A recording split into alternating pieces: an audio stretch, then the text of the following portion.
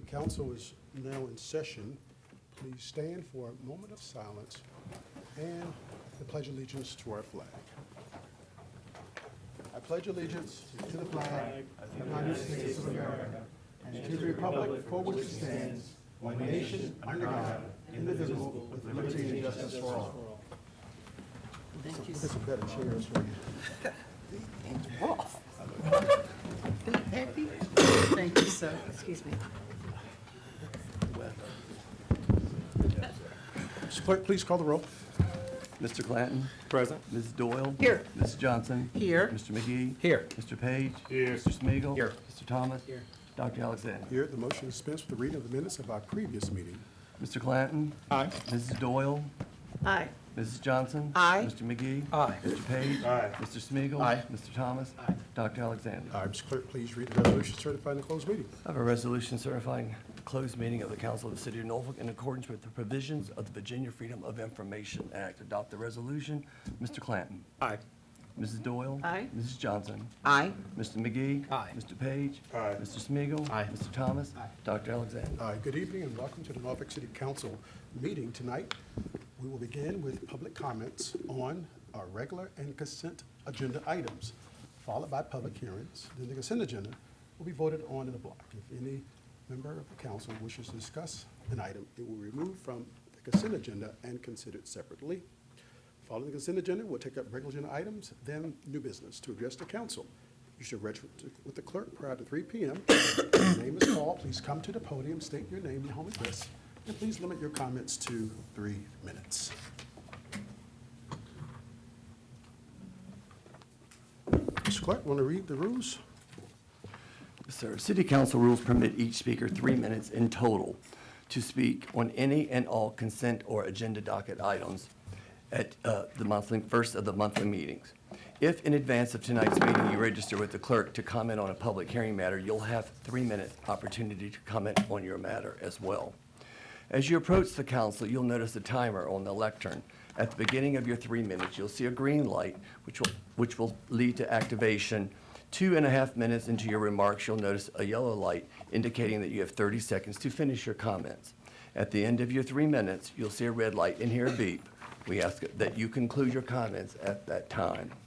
While speakers have an opportunity to address council on docket matters, all comments should be made in a manner that respects the seriousness of the forum and should not be made in a profane, disruptive, sarcastic, or demeaning fashion. All remarks shall be directed to the City Council as a body rather than to any particular member of City Council, staff, or the audience. Comments on an agenda item should remain germane to that item. A speaker who fails to comply with the basic rules of decorum will be deemed out of order and not allowed to conclude his or her comments. And as a reminder, no signed placard, poster, or like material, which may be carried by hand, shall be permitted in the City Council chamber or adjoining areas. Thank you, Mr. Clerk. We have public comments on the regular and consent agenda items. We have Bilal Muhammad. Bilal Muhammad. Christy Franks. Rob Bracknell.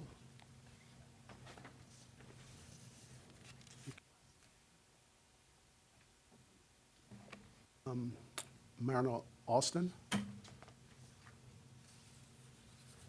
Sharon Houston.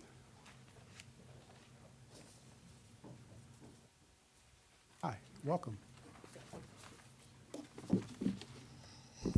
Hi, I'm Sharon Houston, 1955 Great Falcon Drive, Mayor Alexander, City Council, and residents of Norfolk. I recently heard someone say Norfolk is different. That statement stayed with me because that's the very reason that brought me to Norfolk. My husband and I could have chosen many cities, but we chose Norfolk, not because it was perfect, but because it was promising. As a licensed clinical social worker, I saw something special through my professional lens. Norfolk made space for all people, Black, brown families, working class residents, single mothers, returning citizens, and those struggling to rise systemically through poverty. That's not something you find in the city of Virginia Beach or Chesapeake. Historically, those cities are built to avoid diversity, equity, and inclusion. They made it difficult or make it difficult for low-income families to enter into the community, let alone thrive. But Norfolk is different. But I fear we're forgetting that. Mayor Alexander, esteemed council members, it appears that we are moving away from the legacy, away from being a city of inclusion, and towards becoming a city of elimination. Prioritizing corporate welfare, tax breaks, and favorable Ms. Houston, let me interrupt for a minute. Is this R3. R3, yes. Okay. R3. R3, all right. It's totally for R3. All right, all right. So hear it. Okay. It is for R3. So we're prioritizing tax breaks, favorable legislation to support corporate agenda, often at the expense of everyday citizens. We're beginning to see a system that criminalizes poverty rather than address its root causes. I volunteer at Ruffino Middle School, 3rd grade and 8th grade students, through 8th grade students, where 99% of the students are from public housing. When I talk to them, I often hear voices filled with hopelessness, pain, and anger. But I also see their potential. I see their gifts. I hear their hearts. I filled with love and desire to be better. If only we could invest in them, truly invest. If only we could be bold enough to write an ordinance, law, or policy that uplift their future rather than find new ways to discard them. So I ask those of you who will be voting, can you stand tall in confidence and say that your decision about R3 will uplift all of Norfolk residents, will be or will it be disproportionately harm?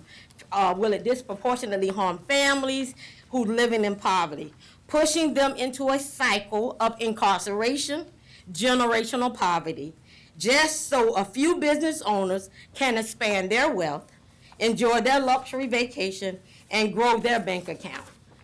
The rich will be richer, the poor will get poorer. That's the story we're writing when we do R3. We know who will be impacted by that rule. Norfolk is different. Let's not toss that distinction. It must be, if we're gonna retell a story, let it be the one of Robin Hood, Thank you, where Ms. equity, justice, and bold leadership Thank you, Ms. rise to the Thank you profile. very much. Alton Robinson, followed by Barry Hicks.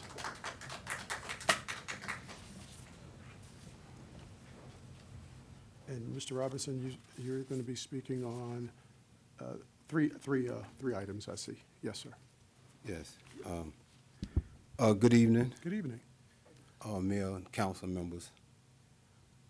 Do we not already have laws pertaining to stealing, concealing or taking possession of merchandise, altering price tags, transferring goods from one container to another, counseling?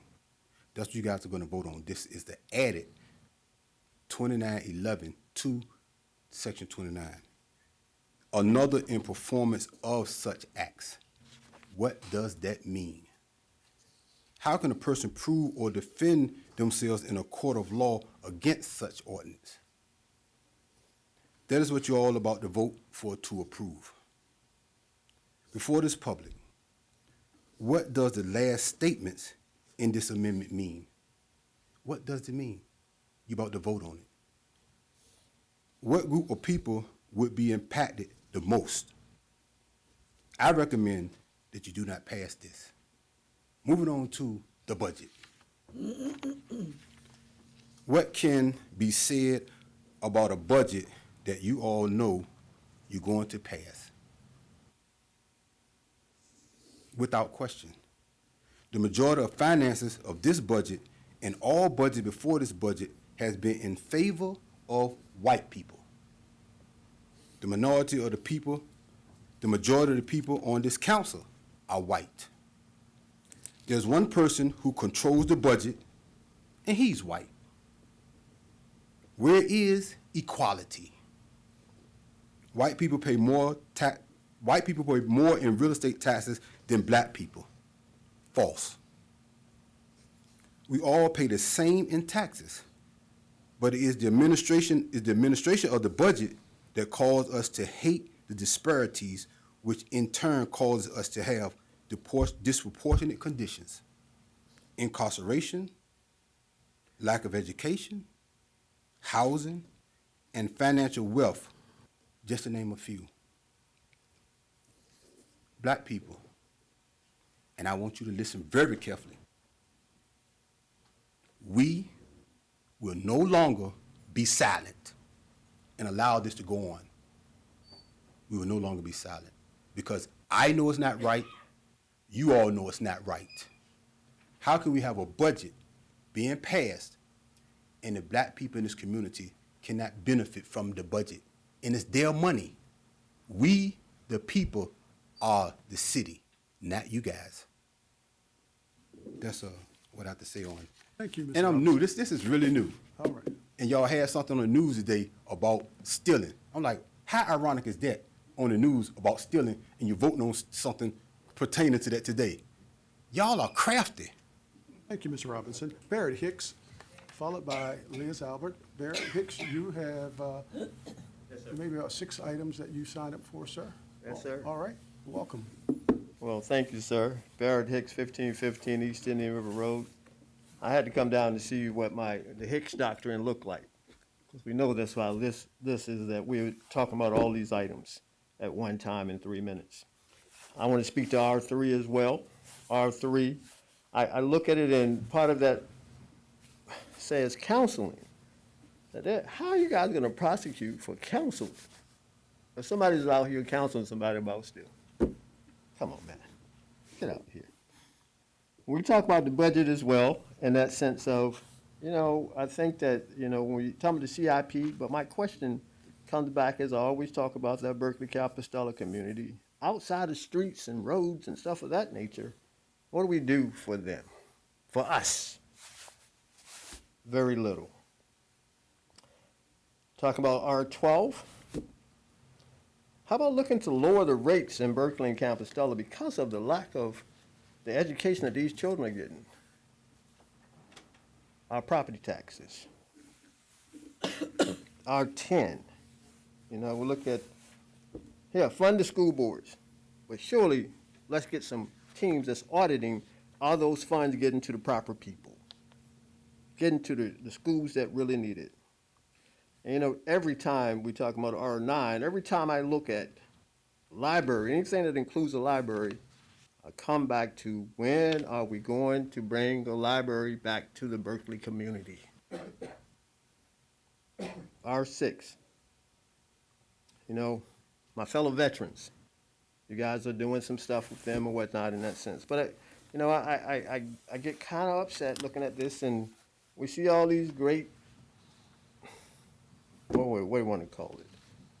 Guys say you're doing stuff. It's very little been done for the underserved veteran, the homeless veteran out there. Come on, guys. It's got to change. And again, back to that thing of STEM, looking at R4. When you talk about funding any other program with STEM, surely we know you guys helped to build that STEM Academy over there on the south side again, called Southside STEM Academy, ranked somewhere from 2 to 10 of all 1,100 schools in the entire state of Virginia. How about when you're talking about STEM, make sure that the funds get to that STEM Academy. Thank you. Thank you, Mr. Hicks. Liz Albert. Liz Albert. Thalia McCormick.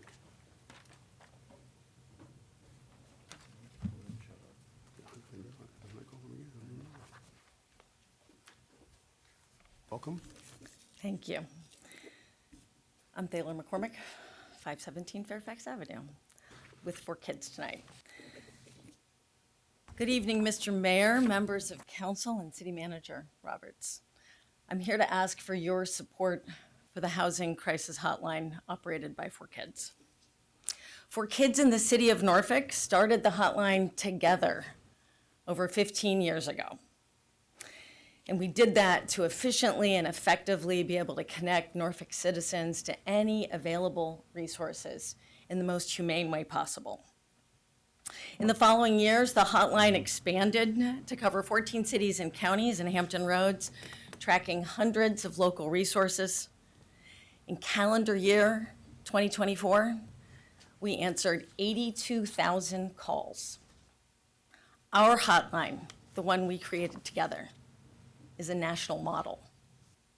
On a typical day, we screen 300 to 400 calls. Yesterday, we answered 391 calls with an average wait time of 1 minute and 28 seconds. We are efficient, effective, and humane. The city of Norfolk represents 27% of the total call volume, the highest percentage of any of the cities we serve, yet now the city provides no direct funding. It is essential that we rectify that. In the year ahead, our human services safety net faces catastrophic cuts to housing, healthcare, food assistance, utility assistance, and daycare, just to name a few. The impact of each one of those cuts we will see on our hotline board within minutes as our Norfolk citizens choose between paying for medications or food and paying their rent. We need to use every single ounce of our service capacity in the most efficient and humane way possible. And to keep the hotline going, we need you. Please, please, fund your housing crisis hotline in the FY26 budget. Your citizens need it more than ever. Thank you. Thank you. Mr. Clerk, PH1. Public hearing one scheduled to stay pursuant to state law to hear comments on approving a short-term lease agreement permitting Hope Foundation to go upon and use city-owned property located at 801 Church Street, known as Purpose Park, for the Hope Foundation Community Health Fair event. To have an ordinance approving a short-term lease agreement permitting Hope Foundation, Inc. to go upon and use city-owned property located at 801 Church Street, known as Purpose Park, for the Hope Foundation Community Health Fair event. Dispense with the charter requirement for reading the ordinance twice and adopt with the effective date. Mr. Clanton. Aye. Mrs. Doyle. Aye. Mrs. Johnson. Aye. Mr. McGee. Aye. Mr. Page. Aye. Mr. Smigiel. Aye. Mr. Thomas. Aye. Dr. Alexander. Aye, PH2. Public hearing two scheduled this day pursuant to state law to hear comments on approving a short-term lease agreement permitting TWP, the youth movement, to go upon and use city-owned property located at 801 Church Street and known as Purpose Park for Fuse Fest 2025. Of an ordinance approving a short-term lease agreement permitting TWP, the youth movement, to go upon and use city-owned property located at 801 Church Street and known as Purpose Park for Fuse Fest 2025. Dispense with the charter requirement for reading the ordinance twice and adopt with the effective date. Mr. Clanton. Aye. Mrs. Doyle. Aye. Mrs. Johnson. Aye. Mr. McGee. Aye. Mr. Page. Aye. Mr. Smigiel. Aye. Mr. Thomas. Aye. Dr. Alexander. Aye, PH3.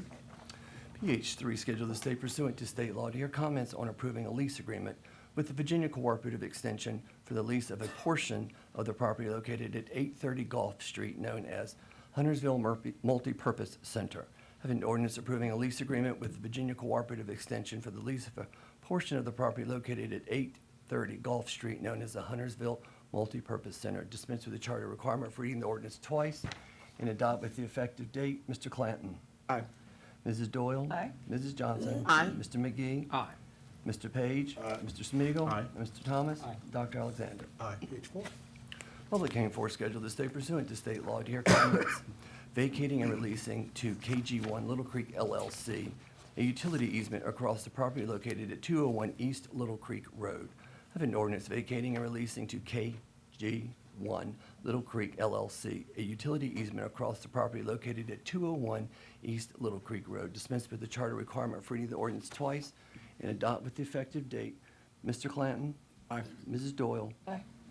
Mrs. Johnson. Aye. Mr. McGee. Aye. Mr. Page. Aye. Mr. Smigiel. Aye. Mr. Thomas. Aye. Dr. Alexander. Aye. Mr. Clerk, consent agenda will be considered in a block unless otherwise noted. Approve the consent agenda, dispense with the charter requirement for reading the ordinances twice and adopt with the effective dates. Mr. Clanton. Aye. Mrs. Doyle. Aye. Mrs. Johnson. Aye. Mr. McGee. Aye. Mr. Page. Aye. Mr. Smigiel. Aye. Mr. Thomas. Dr. Alexander. Aye. Mr. Clerk, R1. R1 is an ordinance approving an amendment to lease through the statutory bid process extending the term of an existing retail lease by and between the City of Norfolk as landlord and 150 Owner LLC as tenant by 10 years for the lease of premises known as Suites 101 and 102 in the office building currently known as the Truist Building and located at 150 West Main Street in the city of Norfolk, Virginia, and authorizing the city manager to execute the amendment to lease on behalf of the city. Dispense with the charter requirement for reading the ordinance twice and adopt with the effective date. Mr. Clanton. Aye. Mrs. Doyle. Aye. Mrs. Johnson. Aye. Mr. McGee. Aye. Mr. Page. Aye. Mr. Smigiel. Aye. Mr. Thomas. Dr. Alexander. Aye. Mr. Clerk, R2. Part two is an ordinance approving a short-term lease agreement permitting Hope Foundation, Inc. to go upon and use city-owned property located at 801 Church Street, known as Purpose Park, for a community outreach event. Dispense with the charter requirement for reading the ordinance twice and adopt with the effective date. Mr. Clanton. Aye. Mrs. Doyle. Aye. Mrs. Johnson. Aye. Mr. McGee. Aye. Thank you. Mr. Page. Aye. Mr. Smigiel. Aye. Mr. Thomas. Aye. Dr. Alexander. Aye. Mr. Clerk, R3. R3 is an ordinance to amend and reordain Section 29 of the Norfolk City Code 1979 so as to add a new section numbered 29-11 relating to the concealing or taking possession of merchandise, altering price tags, transferring goods from one container to another, counseling, etc., another in performance of such acts. Dispense with the charter requirement for reading the ordinance twice and adopt with the effective date. Mr. Clanton. Mr. Mayor and my fellow colleagues on council, as a professional working in juvenile justice and a councilman committed to public safety and neighborhood investment and economic vitality, I recognize the importance of addressing retail theft and supporting small business within our community. This ordinance provides Norfolk with a localized tool to deter and address shoplifting while ensuring that our city can manage these offenses with discretion and proportionality. However, I remain committed to ensuring that our enforcement approach is fair and does not criminalize poverty or disproportionately impact youth and marginalized communities. I support the ordinance with the understanding that we will also explore diversion options, community service alternatives, and restorative justice practices where appropriate. So I vote aye. Mrs. Doyle. So if you recall, late February, our Norfolk Police Chief, Mark Talbot, spoke to us regarding our crime statistics in 2024 relative to 2023. And what he said is that larcenies are up 6% in 2024 compared to 23. Larcenies from auto were down 21%, but all other larcenies were up 30%. And he attributed that in large part due to the thefts coming out of the ABC stores and others. So I just wanted to share that data point with you as that is relevant. I went back and saw the video last night. I looked at the PowerPoint that he shared. And so I vote aye. Mrs. Johnson. Thank you. To be boots on the ground in the community, you get to know the people. You have to be in the community to know exactly what's going on. That's what I do every single day. So no one can tell me I don't know what's going on, not just in Ward 3, but in the entire city. Along with that, you have to have knowledge. You got to know. You don't guess. Knowledge is powerful. And what I mean by that, you remember in Berkeley, the food line that was in Berkeley, you remember that? Farm Fresh. Farm Fresh. Farm Fresh, thank you, sir. And we were asked to put up the money. We were also asked to hire the people from the Berkeley community. And one of the things that I asked was that the community ensured that Farm Fresh would survive because we hired the people in the community. One of the reasons, in case you don't know, one of the reasons Farm Fresh failed was because of the theft, the amount of stealing that was going on in that grocery store. And it hurt me deeply to know that when Farm Fresh decided to close its stores, that Berkeley was going to be on that Farm Fresh in Berkeley was going to be on that list of store closure. I'm often in the grocery stores because I have a Walmart where I live, the neighborhood one. And I go in there and I'm deep cover, undercover when I go there. I don't tell people who I am. I just want to know what is going on.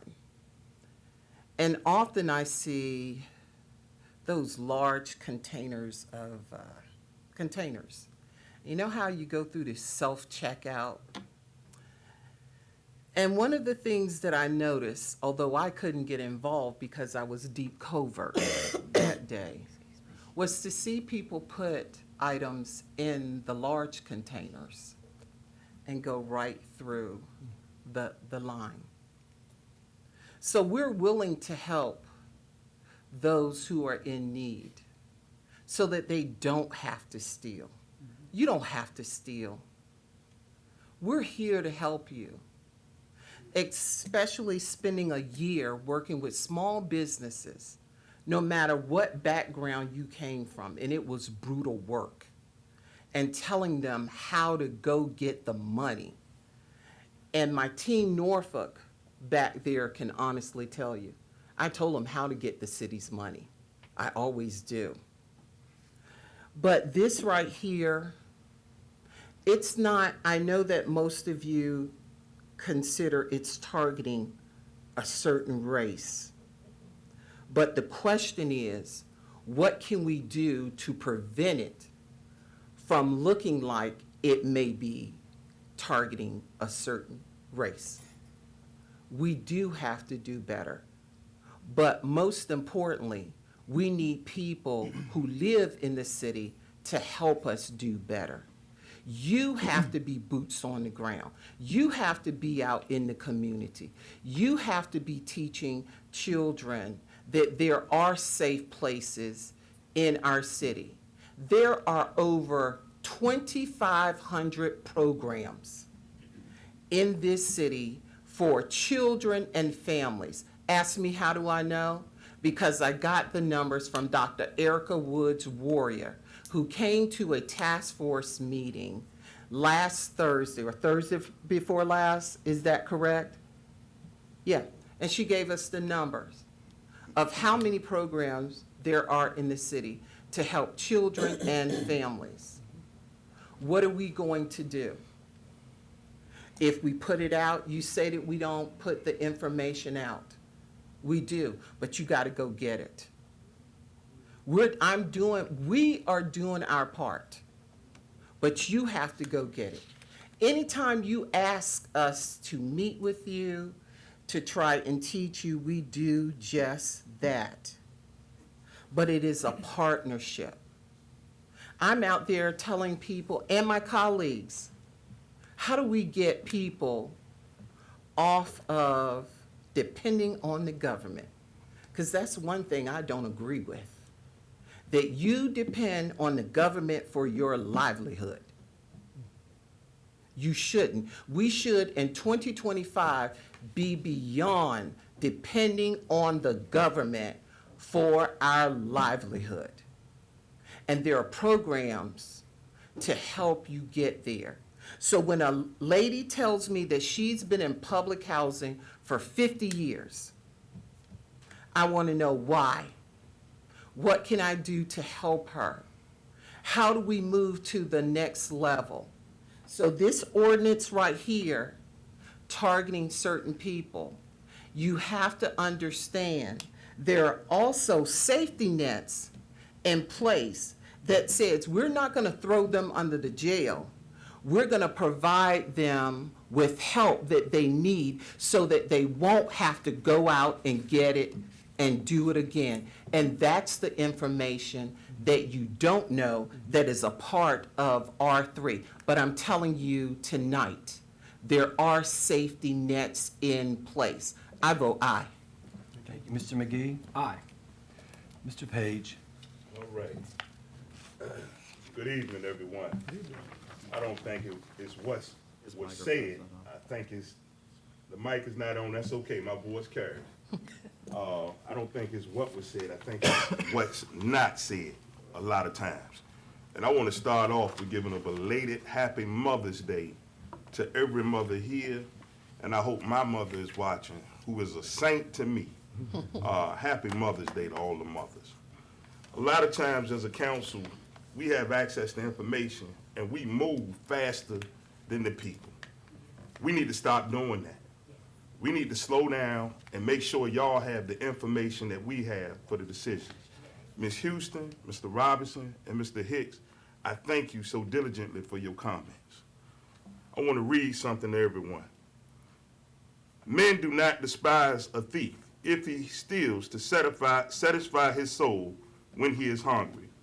But if he be found, he shall restore sevenfold. He shall give all the substance of his house. So this here is a very simple thing. Alton, we talked yesterday. I've been up all night studying and preparing and getting information Yes. about this meeting here today. Mostly the budget, but a whole lot about this. This is very simple. When you go to court, you're either under a state code or a city code. Ms. Houston, this gives us a city code. This gives us more opportunity to have insight and say so. See, right now we're at a place with what's going on nationally. We don't know, even as council, but we still want to carry on like everything's normal with everything that everybody out here is facing. And we're working and we're preparing plans to make sure we can keep the city running. But at the same token, there are things that are happening that don't just impact businesses, that impact us and our accountability as a community. I remember when I was a child where if I stole something, the police was the least of my concern. Your mama. It was when I came home. That's right. We have businesses that are ready to leave our city. I have a CVS on Military Highway outside of Poplar Halls that's ready to go.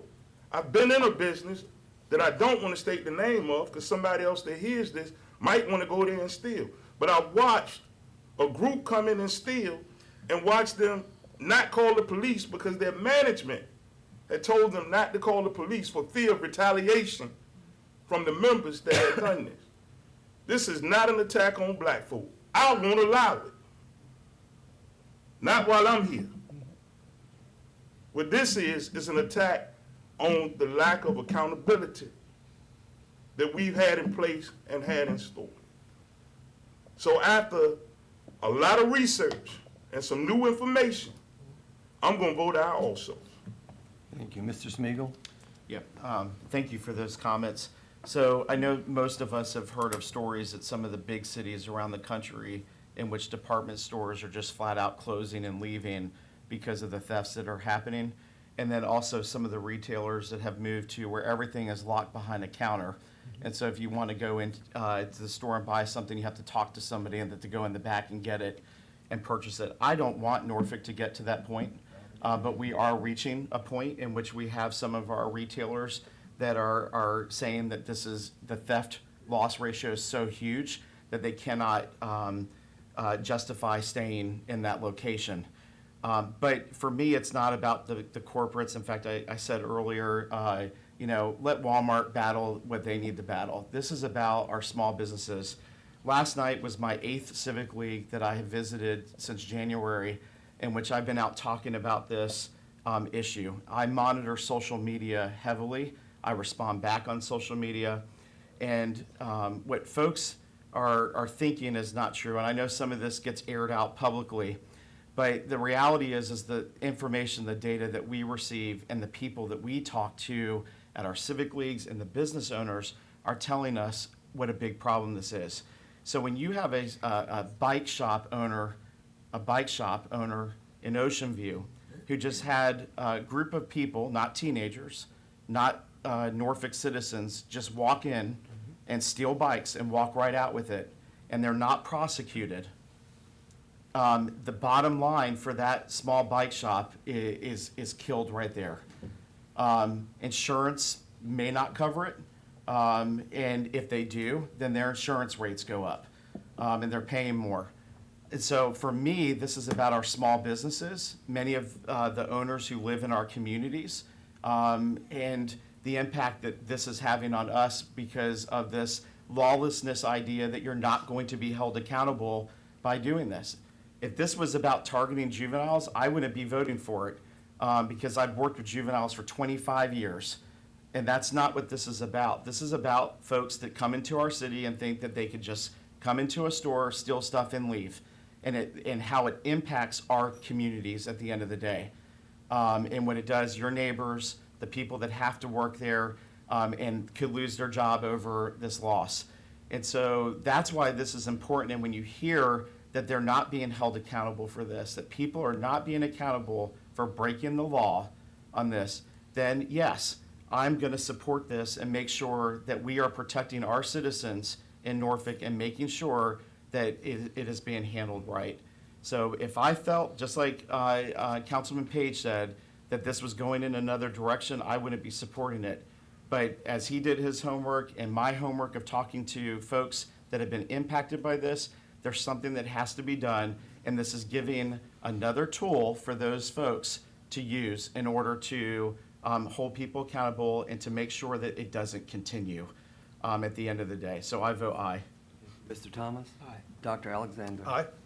Mr. Clerk, R4. R4 is an ordinance amending the FY 2025 annual appropriations ordinance number 49590 so as to accept and appropriate donated funds up to the sum of $1,800 from the Norfolk Public Library Foundation to support STEM programming at the Van Wyck Neighborhood Branch Library if and when received, and amending the FY 2025 budget to add the same. Dispense with the charter requirement for reading the ordinance twice and adopt with the effective date. Mr. Clanton? Aye. Mrs. Doyle? Aye. Mrs. Johnson? Aye. Mr. McGee? Aye. Mr. Page? Aye. Mr. Smigiel, Aye. Mr. Thomas? Aye. Dr. Alexander? Aye. Clerk, R5. R5 is an ordinance approving the 2026 officer and employee health insurance plans, the employer and employee contribution rates, and authorizing the expenditure from the healthcare fund of a sum sufficient heretofore appropriated. Dispense with the charter requirement for reading the ordinance twice and adopt with the effective date. Mr. Clanton? Aye. Mrs. Doyle? Aye. Mrs. Johnson? Aye. Mr. McGee? Aye. Mr. Page? Aye. Mr. Smigiel, Aye. Mr. Thomas? Aye. Dr. Alexander? Aye. Mr. Clerk? R6 is an ordinance to amend and reordain the Norfolk City Code 1979 so as to create the Department of Military and Community Affairs, the Office of Citizen Services, and the Office of Norfolk Arts. Dispense with the charter requirement for reading the ordinance twice and adopt with the effective date. Mr. Clanton? Aye. Mrs. Doyle? Aye. Mrs. Johnson? Aye. Mr. McGee? Aye. Mr. Page? Aye. Mr. Smigiel, Aye. Mr. Thomas? Aye. Dr. Alexander? Aye. Mr. Clerk, R7, and there's a motion to continue to the next meeting. The motion on the floor is to continue R7 to June 10th, 2025. Mr. Clanton? Aye. Mrs. Doyle? Aye. Mrs. Johnson? Aye. Mr. McGee? Aye. Mr. Page? Aye. Mr. Smigiel, Aye. Mr. Thomas? Aye. Dr. Alexander? Aye. R8.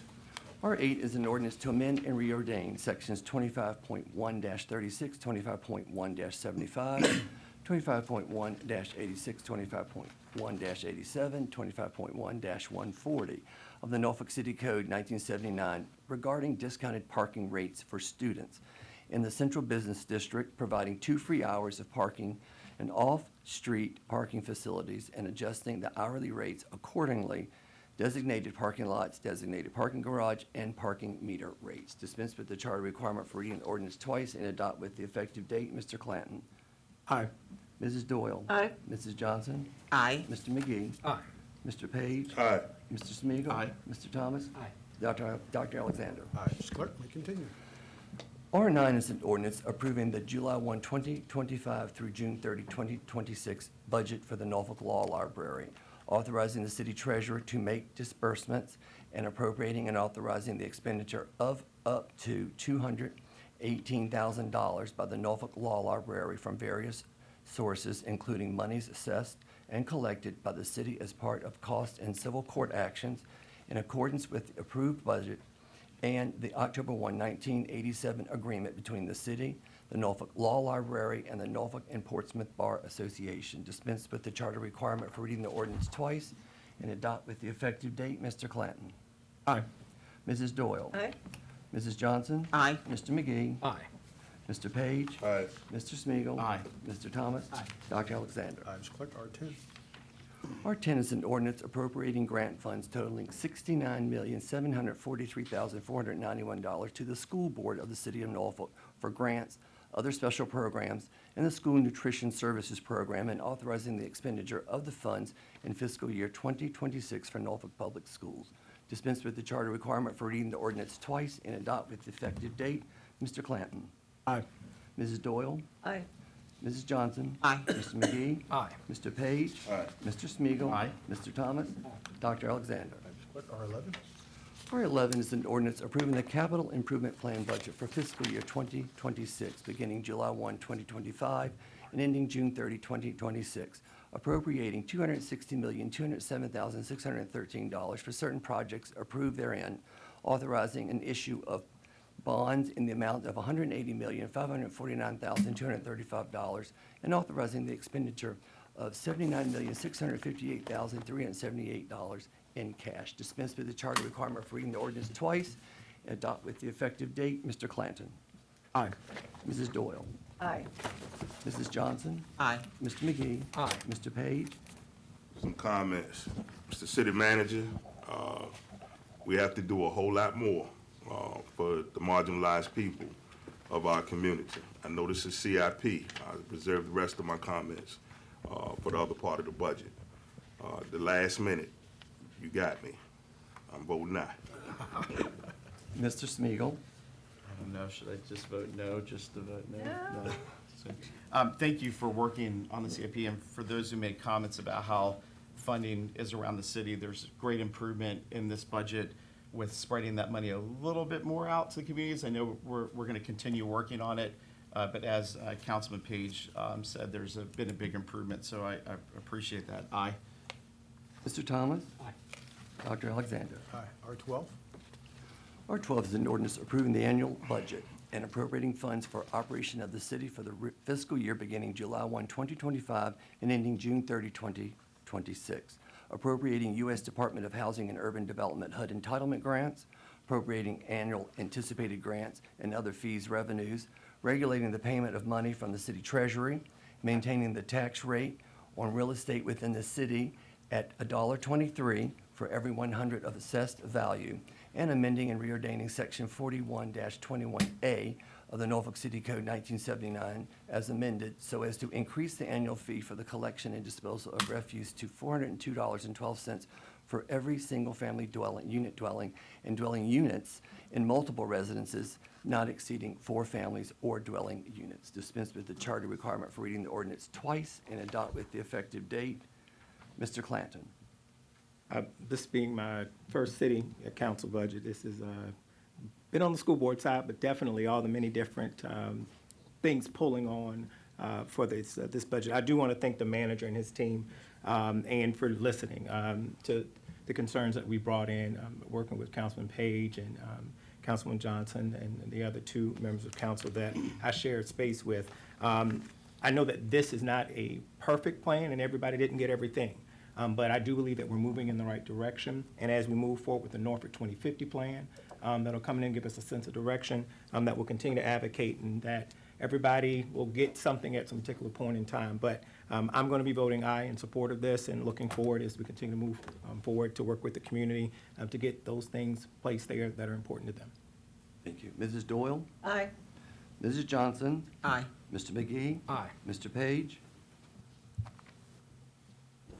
Again, Mr. Manager, you came through the last minute, Leak Street over on South Side with money that I found that we had somewhere where it was just money to go and give the community something that they needed. And it's not just on you. I have to work harder sharing the reality of what we're dealing with in our communities with some of my other counterparts. But we're dealing with trauma stacked on top of trauma, which is stacked on top of trauma. So when you go into this budget, the manager's put in place almost $21,000 per student in our public schools. Almost $21,000 per student. If we don't address this trauma stacked on top of trauma, what these kids have to deal with just to get up and go to school, that money is gonna be for naught. So I don't know if that is still the number, if that changed, but I hope it's close to it if it has changed. I think that's a noble attempt, but we need some other areas for money. We need mental health. I need mental health on site when there's violence that takes place in our communities. NRHA has listened to the call, and they have mental health professionals that show up when violence happens in those communities. If you've been to the site of some of the violence, there are children that are out that have to go to school the next day. And how can you prepare to learn when you have these types of things that are on your mind? Leadership of old, the way that it went, if something was in one community, we want that in ours too. Today we know we have a vast difference of needs in the black community versus what goes on in other communities. And I know that it's only so much that the government can do, Ms. Johnson. So I'm not asking for the government to take care of us, but we pay our equal share, and we just want our equal share back. I've discovered this year that Ward 4 is not the worst ward in this city. We're responsible for over 47% of retail income tax to this city. 6 of 7 shipyards that are in the city of Norfolk sit in Ward 4. We have the airport, we're the home to HRT, and the headquarters for the light rail. So we're the transportation hub, not just of the city of Norfolk, but of this region. We also have Industrial Park, which generates a lot of tax revenue. We have to get to a place where more money from Ward 4 is going back to the challenged areas of Ward 4. And we have to be creative. We cannot lead like we used to. We no longer have to be under the Duckworth Doctrine. We can behave ourselves and carry ourselves moving forward like the leader that I know you are. You have brought us our first black fire chief to the 3rd oldest paid fire department in the United States of America, and our first black fire marshal. So I know that you can do this. So we need to keep working. Thank you. My vote is aye. Thank you, Mr. Smeagol. Yeah, thanks again. This budget has a lot of great things in it. And folks, just to let you know, it's expensive to run a city. It's just like it's getting more expensive for us to buy stuff. It's getting really expensive. Last night at the East Little Creek Road Advisory Committee meeting, I learned that of our 25 code inspectors, we're down to 10 code inspectors. So we have 15 vacancies. Most of the folks that left are leaving because they can make more money. When we have our community survey that's done, one of the highest priorities of our citizens are in their neighborhoods and what it looks like.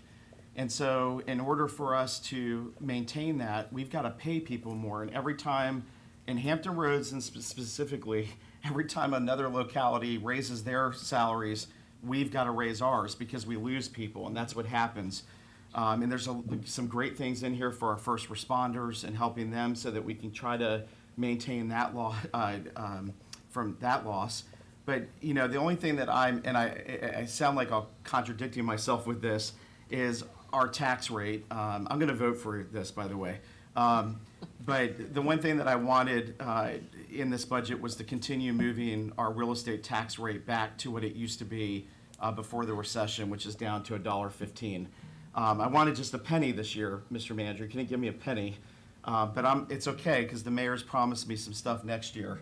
But I would like for Councilman Clanton and Councilman McGee, as you are working on the housing issue, to also look at how the real estate tax rate impacts housing in Norfolk, particularly for our seniors that are on fixed incomes. So I represent the oldest part of the city, and not how long the land's been there, but the people in it. And many of my constituents have owned their houses for 40, 50 years, and their taxes just keep on going up because their assessments have gone up, but their income has either is stable or is going down. And so what is that causing and forcing our seniors into a housing crisis? So I hope that you guys will consider that, and as our casino comes on board, and remember the General Assembly has granted the city of Norfolk the opportunity to have a casino because 38% of our property is not taxable, in order to bring in that revenue so that we can have a lower tax rate. That's all the localities that were allowed to have that. That was the basis of allowing that. And so we as a city council should be committed, as that revenue starts coming in, to look at those tools, particularly one that will help our most vulnerable, but also our seniors, really our seniors with that. Delegate Phil Hernandez has legislation that passed and was actually signed by the governor that gives more tools for localities to help seniors out with tax relief. And I think that as we look at that revenue coming in from the casino, that we look at applying that first to those folks, even before you reduce it a penny, Mr. Mayor, or 2 pennies, is looking at seeing how we can help with that cash that's coming in.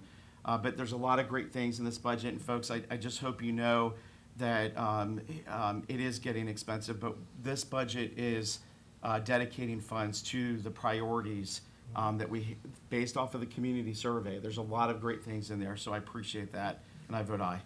Mr. Thomas? Aye. Dr. Alexander? Aye. Mr. Clerk, do you have another? That's all I have, sir. Council will stand at ease as we transition to new business. Yeah.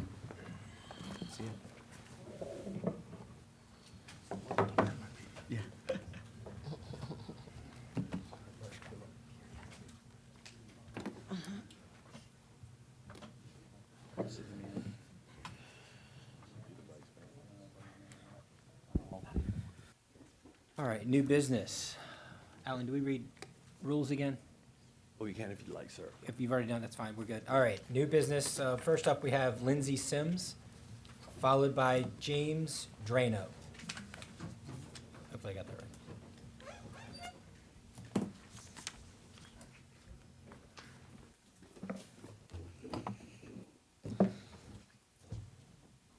Go ahead. Hi, my name is Lindsay Sims. I live at 901 Colonial Avenue here in Norfolk.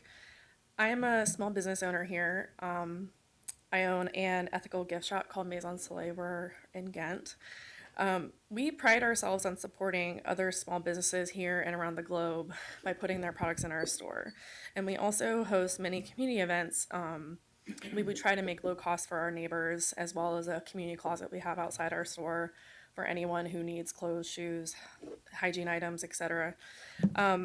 And the one thing I want to talk about today is that it came to my attention a few weeks ago that City Council voted to implement a new emissions tax change in December of last year. A fellow business owner had told me about this, and it became a concern for me because I heard that the Commissioner of Revenue and their staff are, in my opinion, are miscategorizing certain events as those subject to this tax. I found out also that some of the business associations, such as the Ghent Business Association, did not know that this was changed, and I was not informed, and neither was anybody else I know in the business community that I have talked to.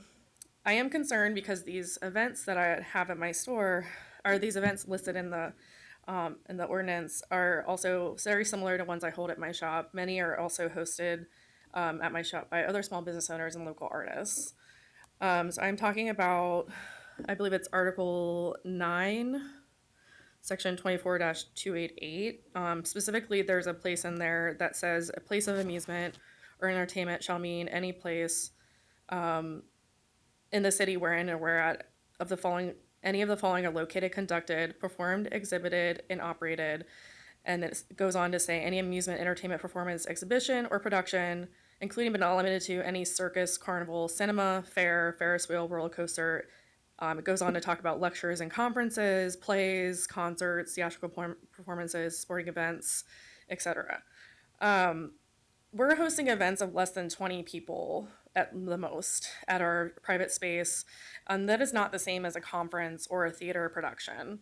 And we are also not making near enough profit to cover 99% of the materials and fees that come with that. And we heard from the Commissioner's Office that because we require registration for such events, such as a paint and sip or something, that our businesses collect a fee and registration that our business qualifies. We are barely surviving in this economy as retailers in the first place, as small businesses and doing business in Norfolk. This also just hinders other businesses from wanting to do business here. I've already lost events from certain instructors because I told them about this tax is on in discussion because they're afraid. They're like, I can't afford another 10% on top of a 6% sales tax. And let me just finish by saying that there just needs to be better communication and guidance with the commissioner's staff. And if you guys do vote to change this, I hope you think of a small business first. Thank you. Thank you. Thank you. Next up, we have James Drano. Drino, sorry, sir. Followed by Aaron Payton. Go ahead. Yes, my name is James Driano. I live at 8654 Devon Street. And this is not so much about a dog, but about justice. This is about an off-leash permit. I adopted a dog in 2011. I obtained an off-leash permit through the proper means, walked the dog daily with the exception of extremely inclement weather. There was construction going on at Chesapeake Boulevard. I was confronted by two highly provoked, unprofessional, and belligerent animal protection officers who immediately issued me a criminal citation for an basically a stray dog. And of course, this couldn't be more correct. At the time, bear in mind, she's vaccinated, she got her tags, she got her ID tag, she's been chipped, she's got training certificate, and here I am right with her. And I don't know what I find more disturbing, the fact that our animal protection officers don't know the difference between a stray dog at large was the term I was looking for, and one that meets this criteria. Well, they pursued this. Of course, it was immediately dismissed in court, but it's a problem. I don't know if it's a problem of omission or commission, but either somebody is unaware that they are acting rogue and being belligerent and predatory towards pet owners and their pets, not enforcing the ordinance, actually making up ordinance. In fact, they lied under oath twice in court. Okay, so I don't know what disturbs me more, the fact that they're conducting this and either people are unaware of it, that your subordinates are doing this, or you're on board with it, which is, I would think would be more disturbing. So I also have a petition here of 231 Norfolk citizens, none of which are my relatives, friends, they never worked for me, I never worked for them, who swear that her conduct was exemplary. And if you think of the population of the city of Norfolk, that's a pretty good percentage. And if memory serves me correctly, 5 of them are business owners, countless veterans, the homeowners. 2 of them are official dog trainers, certified. And they just, I think it's absolutely ridiculous that it was immediately, and they, right there on the foot, they're not the ones I got it from, I got it totally legally, but they revoked it and revoked it permanently on that day, even though it was dismissed in court. Had I known that, I would have been better off if it had been a conviction, because I would have had appeal rights, okay? And I could have repealed it, which is the equivalent of me not being Mirandized, when they did not tell me that within 10 days I could apply it in writing and had an appeal with the board. Thank you, sir. You can give the petition to the clerk. If you'd like to circulate the petition, you can give it to the clerk. Mr. Vice Mayor? Yes. I don't know, Mr. Pishko or Mr. Manager, I don't know which one of you guys could look into that further. I believe he said that they revoked his off-leash. Yes, I wasn't certain I understood you, that, I understood that you went through the process. Do you mind? No, that's why I'm asking. Yeah. Go ahead. You went through the process and got a permit for your dog to be able to walk off leash. Correct. And then animal patrol officers too, not knowing you had a permit, stopped you for having a dog at large. It is my suspicion that they saw the dog first. We were right there together, but their vehicles were stopped because Right. of construction on Chesapeake Boulevard. So they give you a ticket. I'm sorry to be a little bit short But- with you. but when I- what I'm trying to understand is, Okay. you were not convicted because you had a permit, but what I was a little confused about was the revocation of the permit. Did the animal control officers take steps or inform you that your permit was revoked?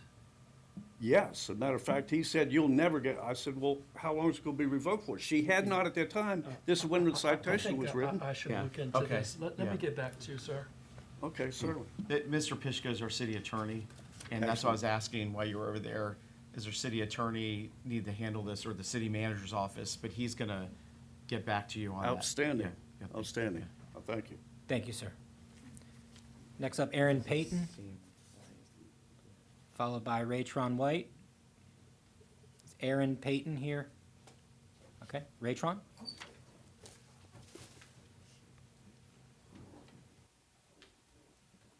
Good afternoon, council. Just got a couple of questions. I want to direct the first questions to the city manager. The summer's coming. Kids are out school early. Are we gonna have our pool open or not? Talking about the Chesterfield pool. Chesterfield Heights, the best pool in the world. I'm getting a head nod from my deputy city manager. Yes, we will. And I need to know what the question is because Third the week kids. in June, he said. Yeah. Yes. Third week in June. Until what day? Because last year we only had 2 weeks. You know, actually, Raytron tonight, Daryl Crittenden gave a great presentation about the pool schedule this week, this evening for the summer, and that was all in that, so you might want to go back and take a look at that. Yeah.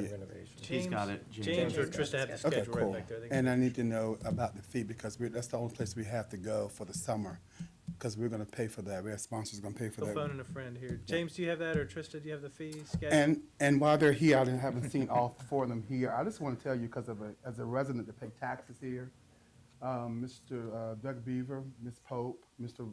James Rogers, and Mr. LaVoris, I don't know why that we don't praise you all enough because you do a wonderful job in our city. Not these people, but you all, because you all do a wonderful job. I want to thank you personally as one of the finest citizens people in this city that's been here 50-some years. I told my story at my age. But to tell you all, you do a wonderful job, and you always come through for the little people that make big noises in this city. Thank you so much. Okay.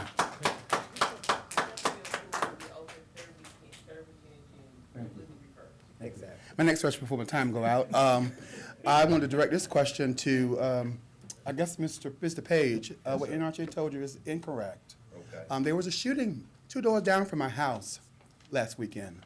And mental health, they did not, and they have not ever called the residents and asked them were they all right. And the bullet, they got shot in the house by my house. The bullet could have traveled to my house. I was home that weekend. We're talking about, a lot of things were going on with shoplifting and all this stuff. I've asked for 3 years in a row about the lighting on our street from the residents and the other residents. There's really darkness in our area. We just did a Ohio Creek project. It still is black. If you close your eyes, that's how black it is out there. And if the undercover cop asked me for my camera, he would have saw it. We had some light out there. There's no light. So if the budget is there's a light, we need to put some of that budget money into Kimball Terrace to make sure the people are safe. It got close home to me. And I will be at your doors. I know you all, some of y'all stay at your doors to make sure that we get our stuff right. Because that, and our mental health, no one has asked us. A lot about no one, that's something is incorrect, they're telling you. A lot of churches have called us. A lot of people have called us. A lot of people on the city council have given me a call about some things and asked me where I'm all right when they heard that. But they have not. There's some things they're not telling you they're not. And it got close in that last Friday. It was roped off. I thought the young man was murdered in his house. So, thank you so much. Thank you, Raytron. Next up, we have Darren Willis, followed by Ashley Cannon.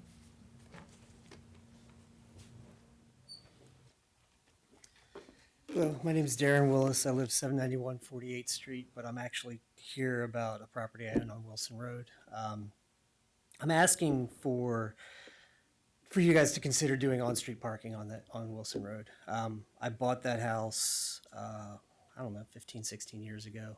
When we bought it, it had parking on it. The two, my property and the one next door, which I do not own, do not have driveways. The house, they're old houses, probably one of the oldest houses on, they're too close to the road, there's no driveways.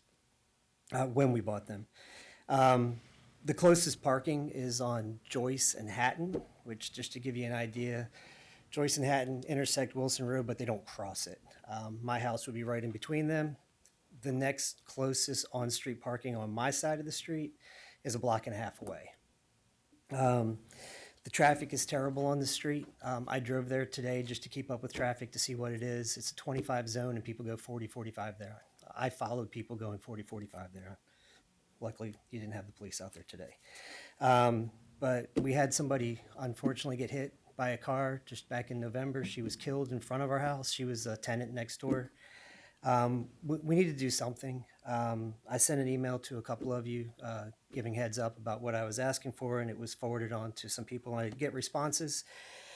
which was, we're looking into it, there's studies being done, I'd be hesitant to do anything. And I get, that's a fair answer, I get it, it's a standard answer from a city, you know, I get it. But I would like to add that parking was taken away without a survey, without notification, without community input. By taking away parking on a house, you take away value from the house, but my tax assessment was never adjusted. Right about the time that this happened, I planned on putting a lot of money into the house, fixing it up. I went to the city. Everything I wanted to do to get parking in my house was no. No, it's a standard answer. A lot of times you go to the city, not necessarily from you guys, but some of the employees, certain departments more than others. I offered, you know, I'm going to do major work. I'm taking a duplex, I'm converting it down to a single family. I'm not just trying to cram parking in here for more houses and more money. You know, I've already converted it down to a single family. I wanted to cut out some of the house, so I have the 18-foot for a driveway. No. Could I put a parking lot in? I'm sorry, a garage in the house? No, can't do it. Running out of time. So basically, I'm asking, I know I talked to, I think Mr. Stevenson, if I got his name right. We talked briefly outside, but we have to do something. It's not safe there. People are dying, and there's nowhere to park. And you can't rent or sell or get good tenants in a house when there's no parking. I mean, we're trying to fix up the neighborhoods. Not all realtors or slumlords, not all of us are bad. So some of us are trying to do the right thing, but we need your help. Thank you. Thank you, sir. Ashley Cannon? Is an Ashley Cannon here? All right. Devin Gronka? Come on, sir. That'll be followed by Barrett Hicks. All right. My name is Devin Gronka. I live at 745 Lexington Street here in Norfolk. I haven't ever spoken in front of city council like this before, but so I seem a bit nervous. It's okay.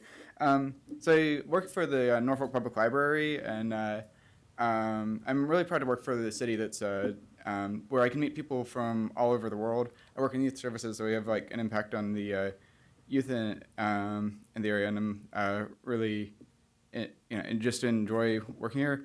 But I'm coming to you as a private citizen, and particularly as someone who's married to an immigrant. She's a citizen now, but the way things have been going at the federal level, it seems like that doesn't exactly matter. My son isn't going to get to see his grandparents this year because the risk is too great of them being detained on a whim because they only speak Portuguese. For my father-in-law, that could easily mean the end of him because of medication that he needs. And this isn't just my story. This is the sort of like friends and coworkers that I've talked to. I've had like way too many hush discussions in behind the stacks about what we do if someone disappears. What I really would like are assurances from the Norfolk City Police and the Norfolk Sheriff that they will stand by the people of the city and not by ICE and by not even, we can't always be sure that it even is ICE. There's people in masks maintaining anonymity, driving up to people without warrants and throwing them into unmarked cars. We have no way to tell if that's kidnapping, if that's actually some kind of legal action, or if it's just terrorism. ICE, at the same time, is denying people access to legal counsel. They're destroying the oversight mechanisms that that would maintain people's freedom. I'm really mystified that just across the country, people are kind of standing by as this happens. So the main thing that I'm asking for today are assurances that the Norfolk City Police and the Norfolk Sheriff's Office will stand by the people that make up this city and protect our rights if they're violated. And that's about all I have to say. Thanks. Thank you, sir. Barrett Hicks, followed by Alton Robinson.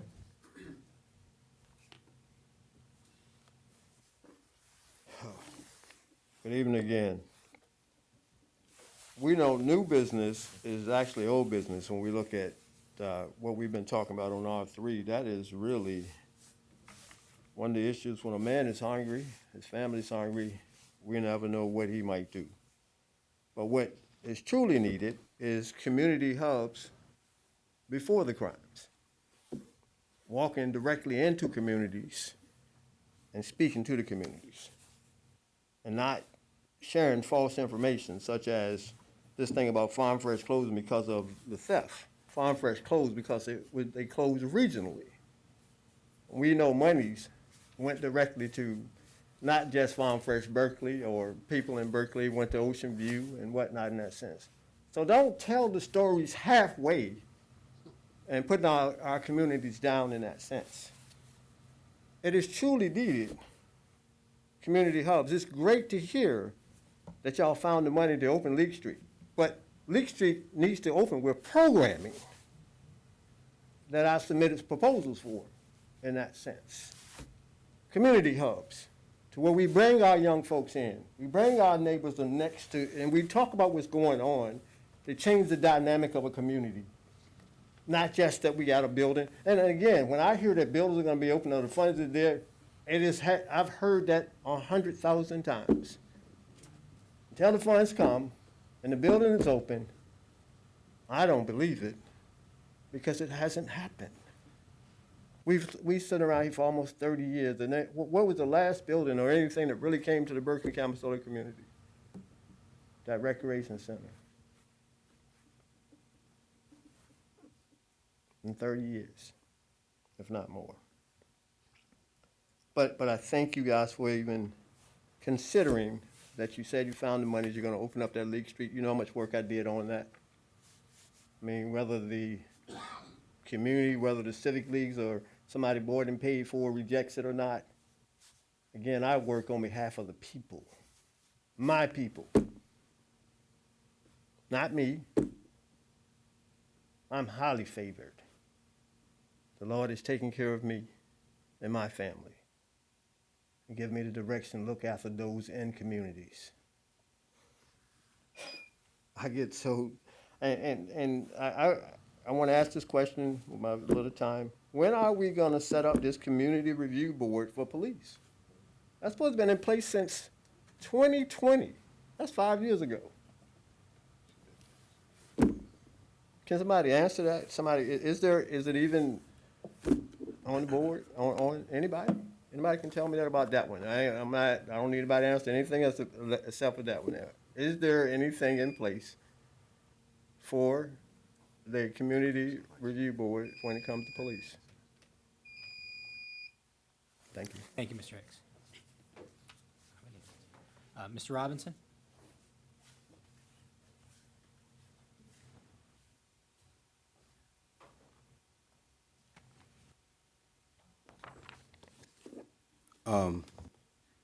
This is not to you all. I hope you really listen very carefully. The Lord give and the Lord takes away. You all are acting like you're gods. You gave the people the right to express themselves for 3 minutes. Now you've taken that away. Remember, the people are your boss. How can you shut the boss's mouth? I recommend that you reverse the ordinance and go back to hearing from your constituents. God knows all, and he sees all. And God knows that this council has been wicked for hundreds of years. Black people want the same thing. Some of the black people want the same thing that white folks have. Black people want safe streets for our children to play, just like white people have. Black people want their children to get a quality education, just like white people's children. Black people want quality, affordable housing, and to own commercial square footage, just like white people. It's time to allow black people to get the same opportunities that white people has been getting for hundreds of years. We sit here, we talk about our community. Our is a preposition. But if you are white and you say our community, that's whose community you're talking about. I'm black and I say our community, that's whose community I'm talking about. So let's stop the word changing and be real. You guys been elected to serve the people, and you're making rules to allow the people to be excluded. All they want to do is just speak and had 3 minutes of say, and that has changed. Maybe you guys are above the law. I don't know. But if you want a good city where all the people, black, white, Hispanic, Chinese, get along, grow together, be together, not smile in your face and talk behind your back because you're black, or talk behind your back because you're white. I'm talking about all the people in the city of Norfolk coming together and living together and playing together, or not. Like I told you once before, my buddy Pat, have you prepared the city for what's going to come to Norfolk? Because we got to have some money, and it has to be money held up for what's going to come to Norfolk. And this is not no type of threat or nothing like that. I'm just saying. Thank you, Mr. Robinson. Mr. Clerk, do you have anything else? Nothing else, sir. All right, this meeting is adjourned.